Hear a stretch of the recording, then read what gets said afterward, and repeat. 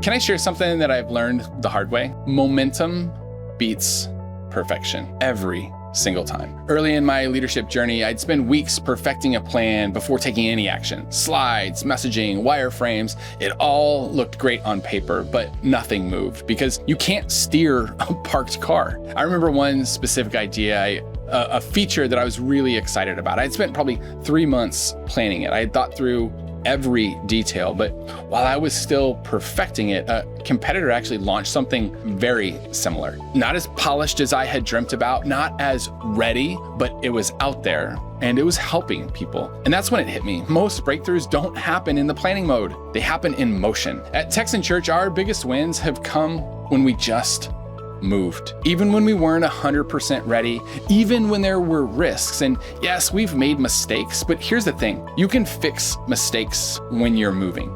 Movement gives you something to adjust, but inaction, it gives you nothing. I've watched way too many great ideas die in the what if zone. What if it doesn't work? What if people don't get it? What if we launch too early? But most of the time, the bigger loss is not launching at all. Clarity rarely comes from standing still. It comes from stepping out. When you move, you learn. You gather feedback. You find out what actually needs to shift, not what you just guess needs to shift. And as a leader, you model something powerful: ownership.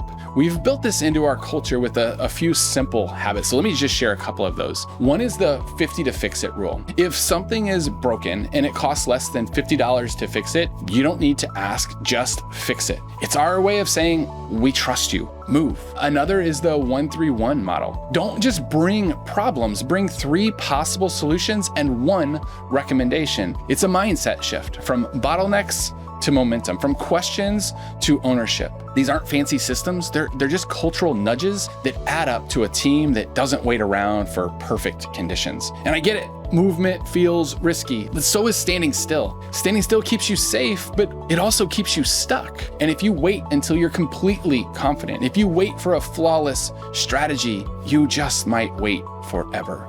You don't need all the answers, you just need to take the next right step. So here's the question: where are you stuck overthinking when you could be moving forward? What decisions are you holding off on? Not because it's wrong, but because it's not yet perfect. Maybe this is your moment, not just to finish it, not to get it right, but to start. Send the email, make the phone call, test the idea, launch the thing. Done beats perfect. Motion beats fear. A bias for action doesn't mean rushing. It means moving on what matters most, even if it's messy, especially when it's messy, because you can course correct with momentum. You can refine clarity, but you can't improve something that doesn't even exist. So take the step and then take the next one. And that's how progress happens. That's how leaders grow. That's how meaningful work gets done. And if you're ready to build more momentum in your leadership journey, I've created a 30-day leadership growth plan. It's packed with daily habits and meeting rhythms that have helped our team to stay focused, aligned,